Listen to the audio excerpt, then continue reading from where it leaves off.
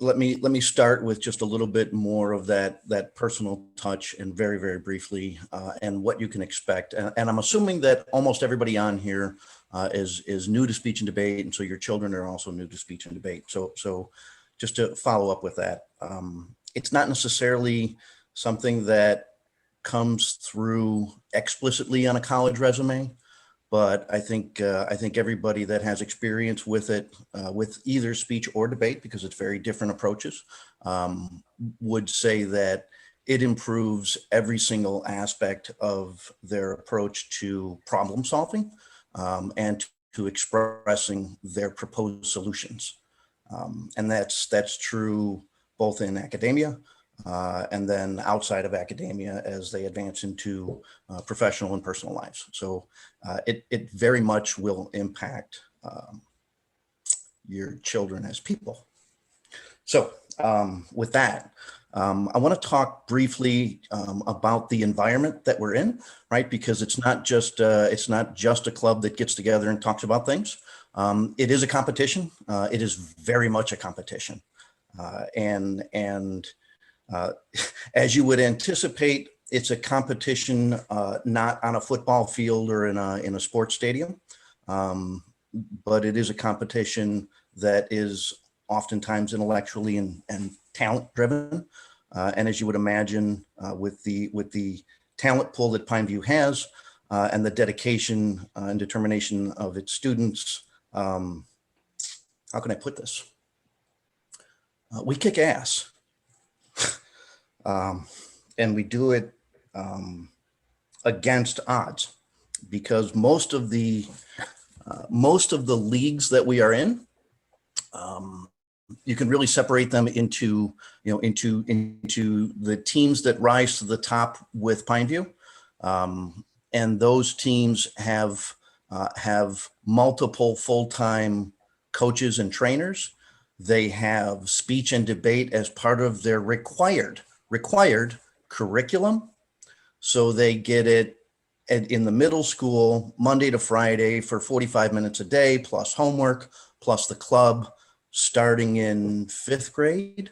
So that by the time they reach our Pineview students, which, as Joanna mentioned, are primarily student trained, the club sometimes has funds to bring in professional trainers. Sometimes individuals will go out and seek professional training, but as a school, as an organization, this is not part of your classroom instruction. Joanna doesn't have speech and debate due Monday morning, neither does anybody else. This is all extra time that the kids put in, and it's, I don't want to say under-supported, because the parents and the organizations really do support, and it's required. But in terms of the level of structural support compared to our competition, those schools have advantages that we just don't enjoy. Of course, I would submit that our students have advantages that they don't enjoy either.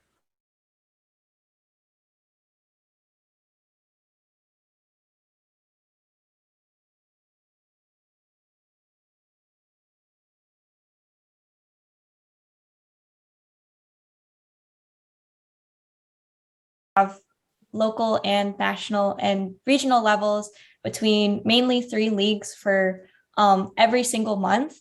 And then at the middle school level, we're definitely trying to engage our middle schoolers much more. We have an upcoming mini novice tournament coming up, mainly for middle schoolers and freshmen. And then we're hoping by 2nd semester of the school year, we can have some sort of speech spectacular like we do at the high school level, having more of a speech showcase for middle schoolers. And there are also middle school tournaments like TOC, where you can register your middle schoolers to compete for like a national event near the end of the year. If they're in 8th grade, they can also go to novice states, same with freshmen. So again, there are just so many opportunities to jump in at both the middle school and the high school level. We're definitely doing our best to create more opportunities at the middle school level. And so really you get as much as you put into it, because if you decide to compete, you're putting in that work each month. That is basically what goes into it. And like the more you practice, the more you improve. And I'd say like, despite the fact that we haven't been at that level where we have like speech and debate classes where it's integrated into Pine View's curriculum, we still are able to compete like very competitively on the national scale. And to be able to do that, we definitely need the support of our parents and from our entire speech and debate community, because it definitely would not be possible to do so, especially when we're going up against the big names. Because yeah, that is how we're able to sustain ourselves. It is through a community. It is through a sense of like everyone pitching in and everyone supporting our students. So yeah. And touching on that, we have had, as a team, we are consistently diamond members, which puts us in the highest percentages of schools nationwide. It's the top 200 out of however many high schools there are in the country. I want to say there's like over 7,000 that are part of those leagues. And we've had almost every year we have students that go to Tournament of Champions, which is, if you just think about it, it's Champion of Champions. Daryl's son, Ben, went 2 years ago, actually for, I think, 2 or 3 straight years. It's a very rich history at Pine View. So what I want to do for the next 5 minutes, and that's all, and then really push out into the breakout so that we can get into judge training, is just sort of build on high level what is speech and debate and what are the events that you're going to get involved with, right? I think we've impressed on you enough that your time and your support is really, really required every single tournament, okay? So I'm going to jump into some of the materials that Jim was gracious enough to send around to everybody, I think. And one of the PowerPoints is what I want to get to right now. And I just want to touch on it briefly and then push out. Can everybody see the screen? Okay. So again, I'm not going to read. Everybody can read. You have the materials. I really want to impress on you to go through them because you will feel a lot more comfortable your first tournament going.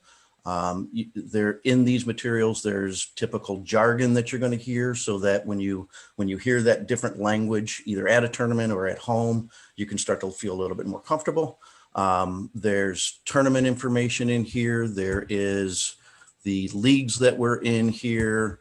You can see there's the different regions that we're in that's relevant. Some of the jargon, as we mentioned, as well as there's some of the individual events. Again, we're going to break off and go through those from a judge's viewpoint, explain what the events are, and then how to judge them. What are the things to be looking for? We'll talk about judging the two, what I say is 2 pure debate events, which is LD and public forum. And then what I would sort of say is the crossover event of Congress. And when I'm saying that is just at a broad level. On the speech side, it's an awful lot of judging based on form, what you're seeing and how the participant is performing, right? Almost like a performance arts, so to speak, right? From a debate side, it doesn't matter what these students are wearing, what they're saying, what their form is, sit, stand, crawl, doesn't matter. It's all about the exchange of ideas and getting the persuasive exchange of ideas. Congress is a little bit of both, right? It's absolutely a debate at its core, just as you would hope it would be. But it also adheres to, some of the more formalistic or ritualistic approaches of a speech design. And again, Daryl and the team will get into that very much so, right? So the key here for me is look at the material, right? Look at the PowerPoint. I think there's 80 slides on here. You can get a lot of information in 80 slides. I just want to make sure that you know that it's there. If you didn't get that email from Jim, reach out to him, but it's there. The other thing that you're going to see in that email is, pardon me, There's a judge's cheat sheet. And I believe the source of that is actually from Harvard's speech and debate team. But in either case, if you can see my screen with the cheat sheet, there's a judge's cheat sheet that's on there as well. And then there is also a judge's handbook that talks about some of the frequent do's and don'ts that are just at a tournament outside of in the judging room itself, right? You know, as you know, where's the, you know, what's typical lunch, what's a typical day look like, what are you really expected to commit to, right? Now I will say that, and I think Jim sent an email around earlier, that we're going to stay virtual for a while because of COVID. And from a judge's viewpoint, it is actually much easier from a time constraint in a virtual world, right? Typically for a local tournament, we would be leaving the area somewhere in the 6 to 7 o'clock area time zone or time frame, and driving for 45 minutes to an hour, be at a local all day on a Saturday, not often on a Sunday, but usually just an all day on a Saturday, come back, have a dinner together as a team sometimes, and then we're done for the day. On an invitational tournament where we're gone for a weekend, Friday, Saturday, Sunday, when we're live together at those tournaments in person, you can anticipate that you will be committed to that tournament for that week. If you have ideas of bringing a bunch of work with you that has a deadline, that's probably not going to work out so well. So that's just sort of broadly speech and debate. Again, key is go to the materials that Jim has circulated. There's been a lot of time put into those. We still use those. I don't know about you, Daryl, but I still bring out the judge's cheat sheet every now and then just to, yep, got that, good, right? And as Lodum mentioned, as you're judging, remember that you're trying to give feedback to students, and it's supposed to be, in part, at least, an educational experience, right? So you always want to make sure that it's positive feedback, but you also want to make sure that it's helpful feedback, right? And sometimes helpful is not, you know, is not always what they want to hear, but it's what they need to hear, if that makes sense. All right. Well, are we good to break off into breakout rooms? I just had one quick comment. Yep. Just, I know especially for a lot of the young parents of younger students, that being in the Pineview environment it can, just being in the school itself can be kind of intimidating for some students. And as far as the time commitment, obviously I have two sons that are in the program and they're very different. Ben was just totally hooked on it, and probably majority of his time went into congressional debate, and 40% went into Pineview School. Yeah. Jake is more like 20% into the speech and debate. He loves it, but it's more being around friends and the experience of going out and practicing his art and his skill. So don't be intimidated initially at first that this is somehow, it's going to amplify the kids' educational experience in the school. And there's events, for instance, some of the speech events where basically you've got one speech that you refine through the year if you want to do it. And so then you can focus on that speech. And it, as far as the time requirement, it's not as significant as some of the other events. So don't think, oh, my kid's already got too much on his plate. I don't know if he can handle this. They're talking about 40 hours a week, 80 hours a week. There's events that you can choose and get your kid involved in speech and debate, and it will spill over into the classroom. Yeah, that's a good point, Daryl. I hope I didn't leave the impression that every student is going to be spending 20 to 40 hours a week on speech and debate. That's not the case. That's not the case.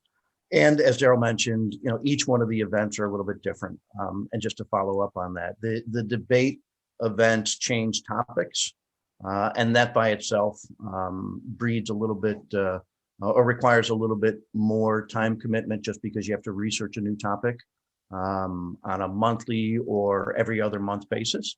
Whereas, as Daryl mentioned, in speech, most of the speech events are are the same speech that you continue to perfect over time, or as Joanna mentioned earlier, extemporaneous, where really the only prep time that you can do is to gather information and be aware of, of public events and what's generally going on in the world.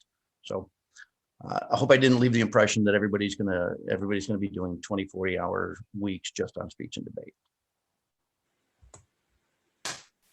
Well, anyways, if there are no other comments, I'm going to open up breakout rooms. So basically how this is going to work is we're going to have 3 different breakout rooms for the different overall broad structures of debate or speech and debate.